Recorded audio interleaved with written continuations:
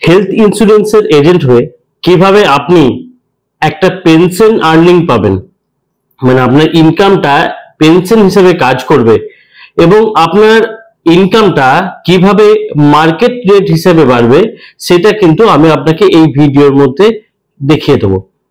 আমি Atanu Das, senior sales manager, Star Health and Allied Insurance Company. আপনি এই ভিডিওটা পুরোটা দেখুন।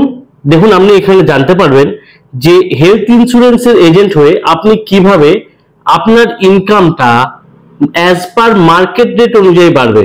দেখুন, আপনি এখানে কয়েকটা সিঁড়ি দেখতে পাচ্ছেন।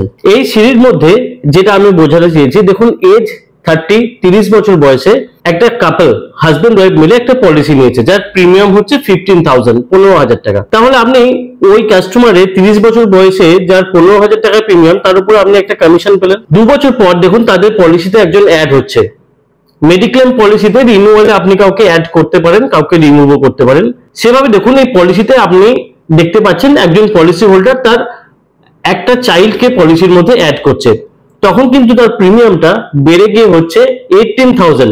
তার মানে 2 বছর পর আপনি কিন্তু কমিশন পাবেন 18,000 এর উপর। সিমিলারলি আবার দেখুন, সেভাবে আপনি দেখুন আবার 3 বছর পর তাদের আর একটা বাচ্চা হয়েছে এবং পলিসিতে আবার সেই বাচ্চাটাকে ইনক্লুড করা হলো, তখন তাদের প্রিমিয়াম বেড়ে দাঁড়ালো 21,000।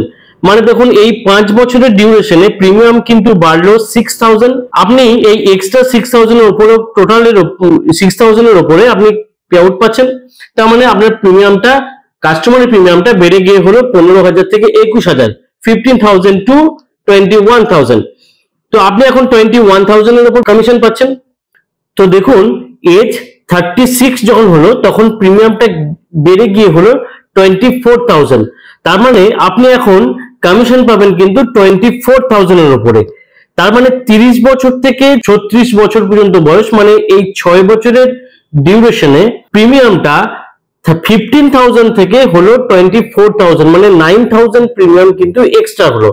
তার মানে 6 বছর আগে আপনি যেটা কমিশন পেতেন, এখন কিন্তু আপনি তার থেকে কমিশনটা অনেকটাই বেশি পাবেন, মানে নিয়ার অ্যাবাউট আপনি 60 to 65% আপনি কিন্তু বেশি পাবেন। দেখুন কয়েক বছর পর 39 যখন কাস্টমারের এজ হলো, তখন ওনার মনে হলো যে আমি 9 বছর আগে, মানে 30 বছর বয়সে যে সাম ইনসিওরটা নিয়েছি সেটা আমার পক্ষে এখন কম, তার মানে এবার সাম ইনসিওরটা একটু বাড়াই। তো উনি কভারেজটা বাড়ালেন, বাড়ানোর পর ওনার প্রিমিয়ামটা হয়ে গেল দেখুন 28,000। এটা টোটালটা কিন্তু একটা এক্সাম্পল দেখানো হচ্ছে 28,000। তো 28,000 যখন প্রিমিয়ামটা বাড়লো, তখন আপনি কিন্তু 28,000 এর উপরে এখন কমিশন পাবেন। এইবার দেখুন কাস্টমারের এজ হলো 46, মানে 46 বছর। 46 বছর বয়সে কাস্টমারের প্রিমিয়াম হলো 37,000। এক্সাম্পল দেখানো হলো যেখানে কাস্টমারের এজ হলো 46 কিন্তু প্রিমিয়াম হলো 37,000। এবারে কিন্তু আপনি কমিশন পাচ্ছেন 37,000 এর উপর।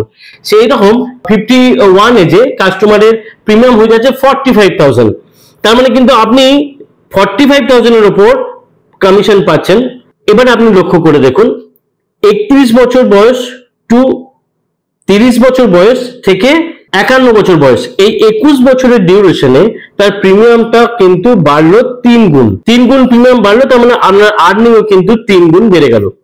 এবার আপনি যদি আজ থেকে 10 বছর পিছিয়ে যান বা আপনি 20 বছর পিছিয়ে যান, দেখুন আপনার দৈনন্দিন জীবনে বা একটা ফ্যামিলিতে যা কস্টিং হতো সারা মাসে, সেটা কিন্তু আজকে 20 বছর পর কিন্তু বেড়েছে।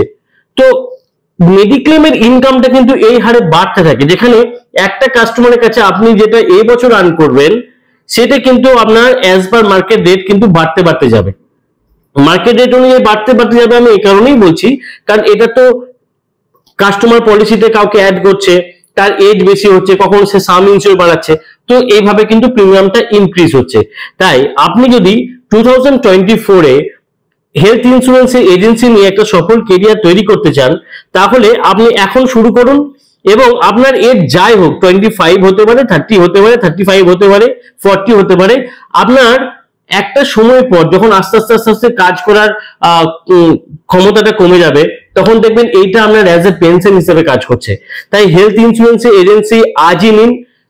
আমার কন্ট্যাক্ট নাম্বার হলো 9088022021। যেটা স্ক্রিনের মধ্যে দেওয়া আছে। আমাকে এনি টাইম আপনি কল করতে পারেন, হোয়াটসঅ্যাপ করতে পারেন, আমি সমস্ত ইনফরমেশন আপনাকে দিয়ে দেবো। আজকে ভিডিওটা আমি এখানেই শেষ করছি, দেখা হবে পরের ভিডিওতে।